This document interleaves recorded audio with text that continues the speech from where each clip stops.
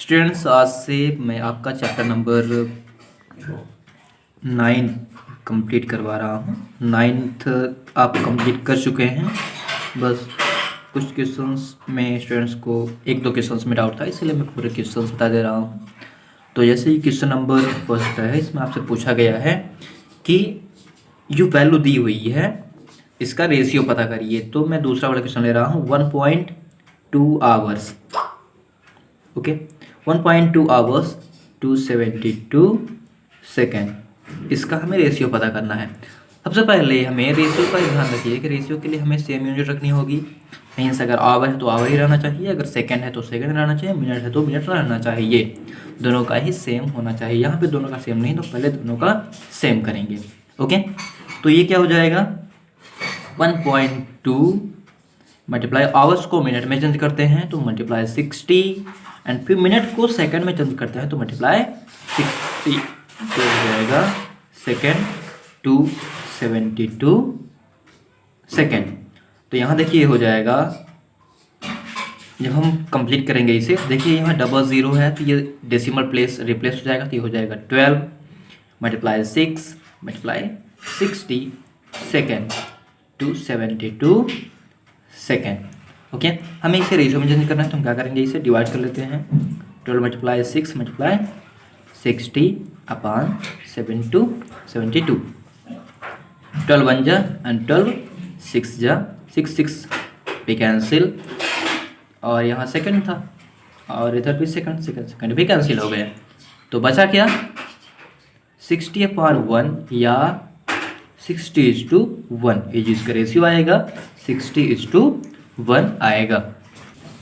अब question number second में भी मैं एक दो क्वेश्चन ही आपको बताता हूँ। क्वेश्चन नंबर सेकंड में फर्स्ट क्वेश्चन में आपको 4/5 को परसेंट में चेंज करना है, तो आप मल्टीप्लाई 100 करिए, और क्योंकि परसेंट में चेंज करने के लिए हमें मल्टीप्लाई 100 करना ही होगा, तो 5 1 जा 5, इसे डिवाइड कर देते हैं तो हो जाएगा 5 20 जा 4 5 जा 24 जा 80, it's 80%। This first question.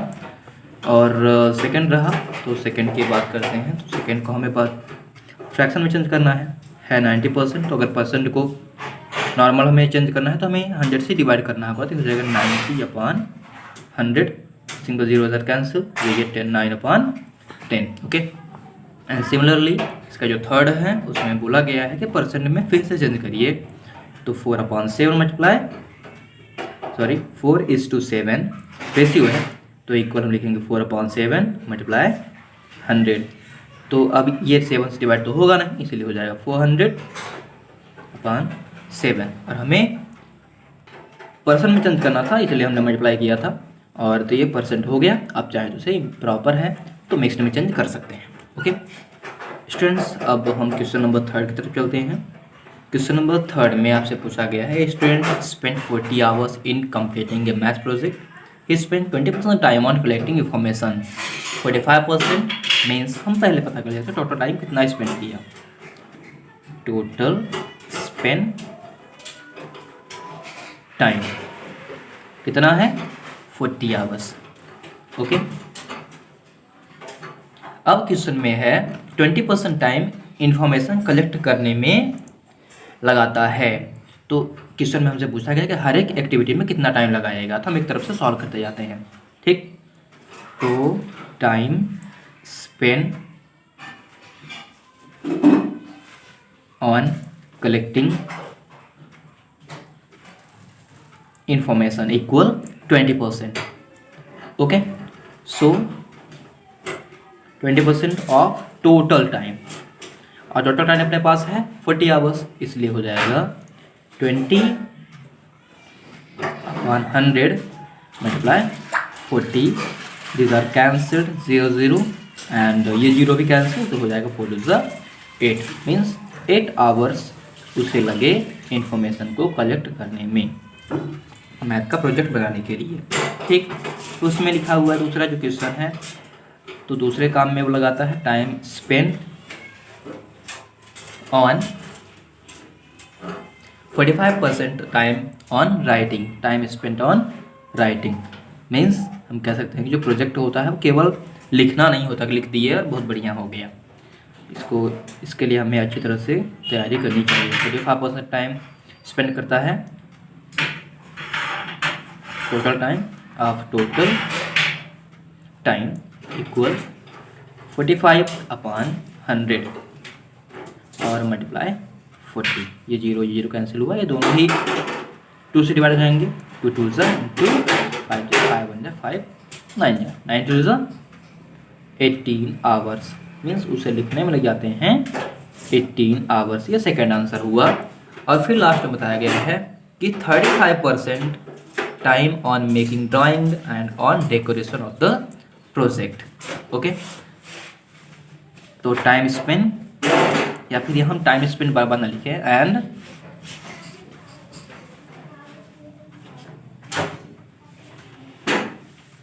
Making drawings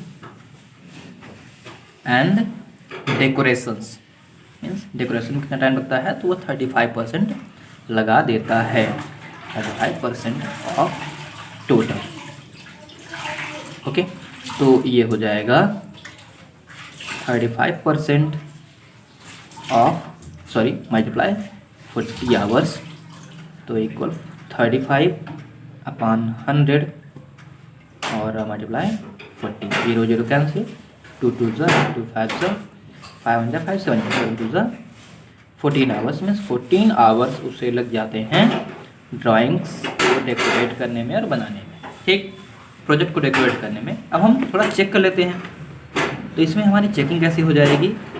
ये जो टाइम अपना आया 8 आवर्स 18 आवर 14 आवर, इसे हम ऐड कर लेते हैं। 8 + 18 + 14, इसे ऐड करने पर कितना आएगा, 40 आ रहा है। हमारा ये सोल्यूशन सही है। स्टूडेंट्स, अब चलते हैं क्वेश्चन नंबर 4 में। तो क्वेश्चन नंबर 4 ये रहा, in the annual day program 65% of student of a school were participant. Okay, और अगर स्कूल में 4000 स्टूडेंट हैं तो आपको बताना है कि नॉन पार्टिसिपेंट स्टूडेंट्स कितने हैं। ठीक, तो हम पहले पार्टिसिपेंट्स निकाल लेते हैं। पार्टिसिपेंट क्वेश्चन में दिया हुआ है, पार्टिसिपेंट इक्वल 65%। ओके, तो नॉन पार्टिसिपेंट का परसेंट निकाल लेते हैं। नॉन पार्टिसिपेंट कितने हैं, हमें पता है कि 100% ही टोटल हो सकता है, तो -65। ओके, ये परसेंट, तो जब माइनस करेंगे तो आ जाएगा 35%, मतलब 35% स्टूडेंट ने किसी कार्यक्रम में हिस्सा नहीं लिया है स्कूल के एनुअल डे प्रोग्राम में। एंड टोटल स्ट्रेंथ कितने हैं, मीन्स स्ट्रेंथ का मतलब है टोटल स्कूल में कितने स्टूडेंट हैं। ओके, हैं 4000। ठीक, तो नॉन पार्टिसिपेंट स्टूडेंट्स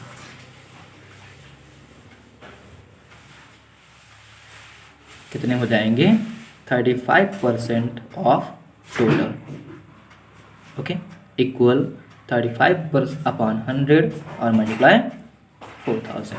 2 0 इसके 2 0 कैंसिल हुए और हो गया 35 2 70 35, और जब 4 टाइम्स मल्टीप्लाई करेंगे तो आ जाएगा 140 1400, मीन्स 1400 स्टूडेंट्स ने किसी भी कार्यक्रम में हिस्सा नहीं लिया।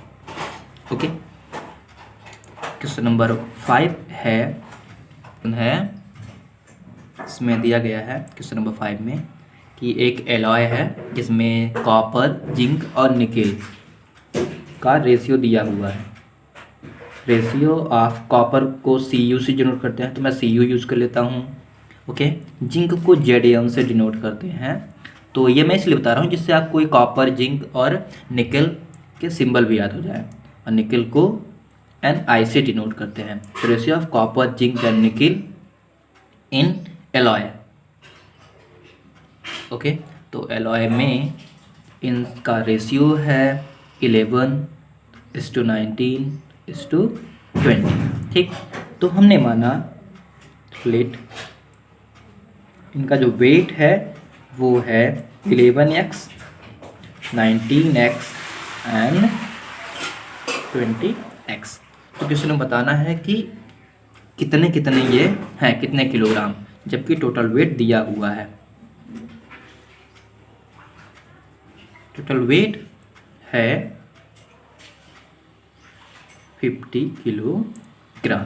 ओके, तो अकॉर्डिंग टू क्वेश्चन, और हमें ये टोटल वेट, इनका जो वेट निकालना है, ये परसेंट निकालना है कि कितने कितने परसेंट हैं। तो टोटल वेट हो गया। अब एक एक करके हम सबका वेट निकाल लेते हैं। Weight of copper equal part of copper and upon sum of ratio. Okay, तो